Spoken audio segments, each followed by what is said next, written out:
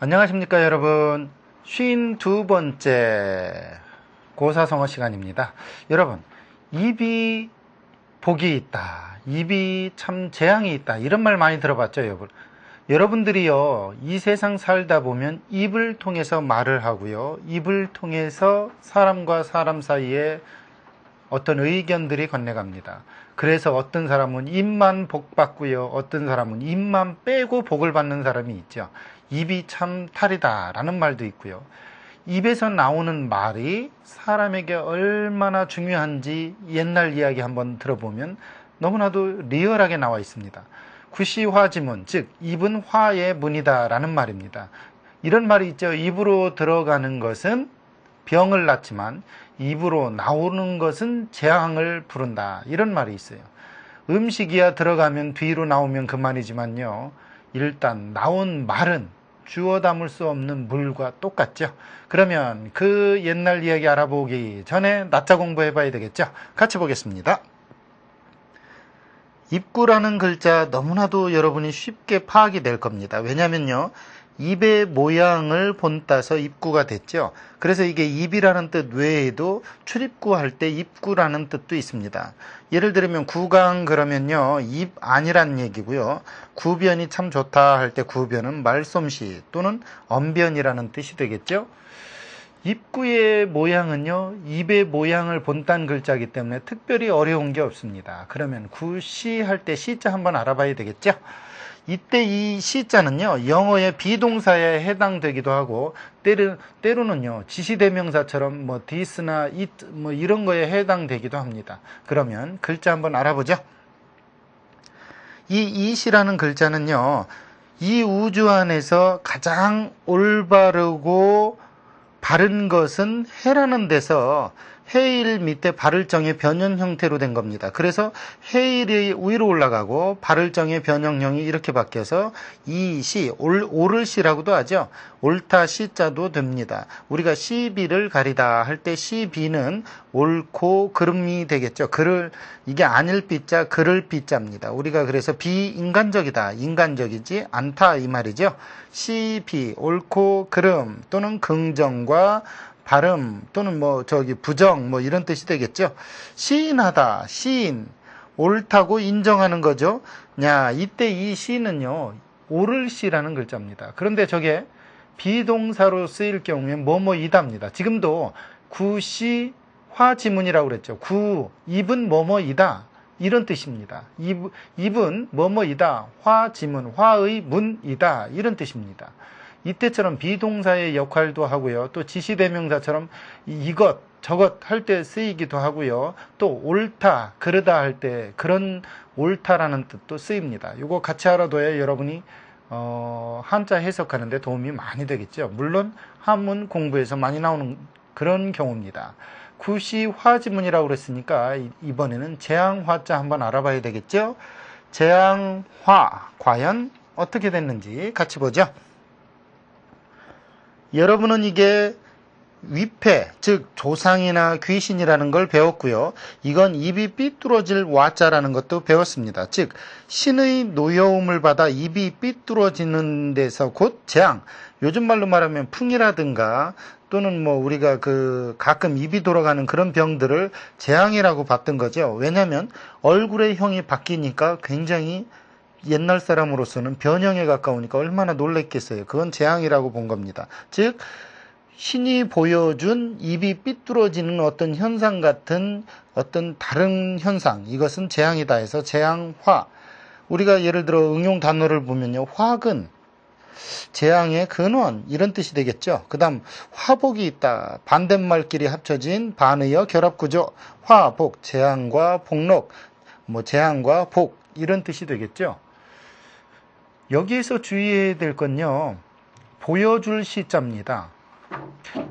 이 보여줄 시자는요, 조상이나 위패의 모양을 본땄기 때문에 어떤 신적인 존재가 보여주는 걸 시라고 그랬고, 그것이 들어가면 대부분 귀신이나 조상이나 어떤 그런 것과 연관이 되어 있습니다. 복복자도요, 귀신 진인에 가까운 보여줄 시 옆에 찰복자입니다. 즉 조상에게 내 마음을 보여주기 위해서 상을 잘 차려놓고 비는 마음, 그것에서 복이 출발된다고 그래서 복복자가 된 거죠. 신이 채워준 것은 다 복이라는 얘기입니다. 그런데요, 진짜 채워주는 건 보이지 않습니다. 보여주지 않는 것이 더 큰 믿음이고 더 넓은 그런 가짐이죠. 진짜 소유는요, 아무것도 안 가진 사람이 진짜 다 소유한 것이고, 진짜 소유하지 못한 사람은 무언가를 가진 사람입니다. 그것만 지키니까요. 또 다른 글자 한번 보도록 하죠. 구시화 지문을 할 때 이 지는 갈지라는 뜻이죠. 같이 보겠습니다. 이 갈지자는요, 요처럼 초목의 싹이 흙을 뚫고 돋아서 자라난다 하여서 자라간다의 갈지가 됐고요. 이게 가다라는 동사의 뜻 외에도 여러 가지 뜻으로 쓰이는데, 대용 목적으로 쓰일 땐 목적어를 대신 받기도 하고요. 어조사처럼 어조를 고르기도 하고요. 또 후치사나 전치사로 쓰여서 체언 뒤에 뭐뭐의, 또 용언 뒤에 뭐뭐한, 뭐 이런 뜻도 굉장히 많습니다. 이 갈지만 알아도 한자에 뭐 상당한 부분은 알고 있다, 이렇게 이야기하는 경우가 많죠. 그래서 하는 말이 공자도 갈지자에서 막힌다, 이런 얘기도 있죠. 논지, 이것을 따져 말하다 라고 할 때 이것을 뭔지는 모릅니다. 앞에 나온 어떤 것을 대신 받아서 그것을 논하다, 이런 얘기죠. 일종의 대용 목적어입니다. 대신 사용한 목적어와 같은 역할을 하고 있죠. 이 갈지용법은요, 여러분이 잘 알아두셔야 됩니다. 이 시나 갈지용법은 그 문장을 해석하는 데 있어 상당히 중요한 역할을 하죠. 그러면 화의 문이라고 그랬으니 문문자 알아봐야 되겠죠? 문문자 봅니다. 같이 보죠. 이 문문자는 너무 쉬운 게요, 이렇게 쌍문, 양쪽에 문이 있는 두 개의 문짝을 달아놓은 문의 형태를 본받아서 문문이 된 그런 경우입니다. 그래서 문이란 얘기죠. 우리가 문전 그러면 문앞, 대문앞을 얘기하고요. 문화생 그러면 제자들을 문화생이라고 그러죠. 어느 한 선생의 문을 들락거리면서 배운 제자들, 문화생. 요즘은 제자라는 말이 더 많이 쓰이지만 옛날에는 문화생이라는 말을 더 많이 쓰였죠. 똑같이 제자라는 뜻입니다. 사실 선생은 많아도 스승은 적다라는 것처럼 제자는 많아도 문화생은 적다라는 표현이 요즘 유행하는 화두입니다. 무슨 얘기냐? 진짜 선생과 진짜 제자는요, 평생을 서로가 교학상장을 합니다. 가르치기만 하지도 않고요, 배우기만 하지도 않습니다. 둘의 상관관계는 어떤 배움을 나누어주는 관계가 아니라 서로 복돋아주는 관계죠. 여러분, 스승과 제자는 그래야 멋있습니다. 그러면 구시화지문이라는 이 5글자를 이용한 문법 한번 알아보고 바로 이 고사가 생긴 이유 한번 알아봐야 되겠죠? 그러면 문법 공부 들어갑니다. 같이 보겠습니다. 구시화지문, 이때 구는 주어입니다. 이때 시는 동사로서 뭐뭐이다라는 지정사죠. 입은 뭐뭐이다라고 지정해주고 있고, 이것은 보어입니다. 즉 입은 무엇이다라고 지정해준 주어, 서술어, 보어의 주술보 구조로 문형 제2형식이 되겠죠. 예를 들어 이 화라는 건 명사로 쓰였습니다. 그거 뒤에 갈지는 화의라는 체언, 즉 체언 뒤에 갈지는 뭐뭐의, 즉 화의 문. 그래놓고 이 수식하는 이것이 뭐뭐이다의 보충어, 보어의 역할을 하죠. 그래서 입은 뭐뭐이다, 말이 안 되니까 뭐뭐이다를 보충해주는 말이 오죠. 즉 화의 문이다, 즉 입은 화의 문이다. 즉 입에서 나오는 모든 말은 화의 그 근원이 되기 때문에 입을 열고 닫는 것을 문에 비유해서 입은 화의 문이다, 이렇게 얘기한 거죠. 사실은요, 이 글이 나온 것은 전당시에 보면 그 유명한 풍도라는 사람의 설시에 나오는 겁니다. 제목도 설시예요. 혀에 관한 그 시라는 거죠. 입과 혀를 두고서 읊은 시예요.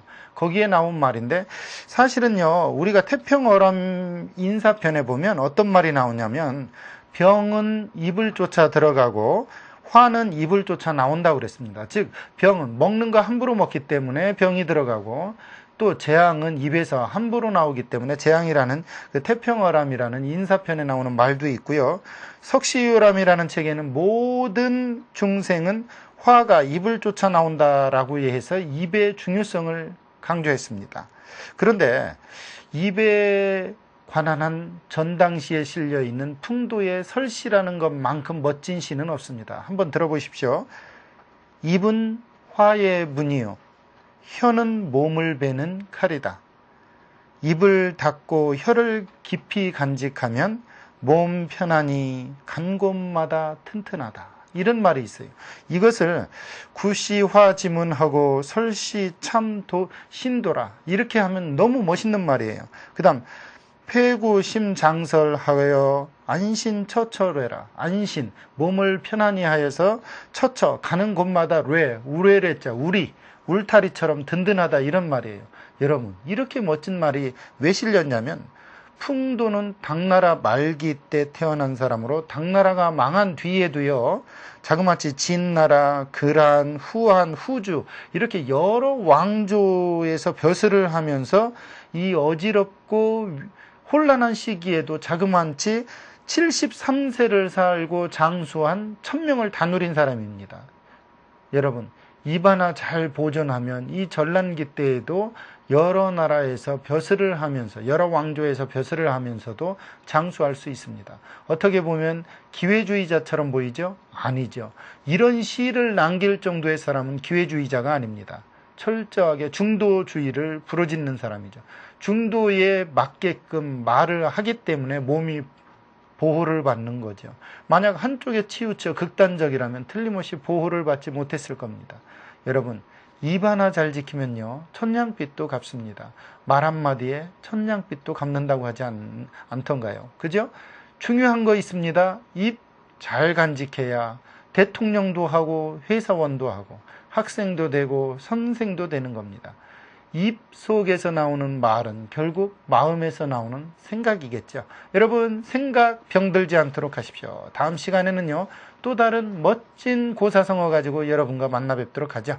오늘은 설시로 인해서 여러분이 수시로 입 조심하는 그런 날이 됐으면 좋겠네요. 감사합니다.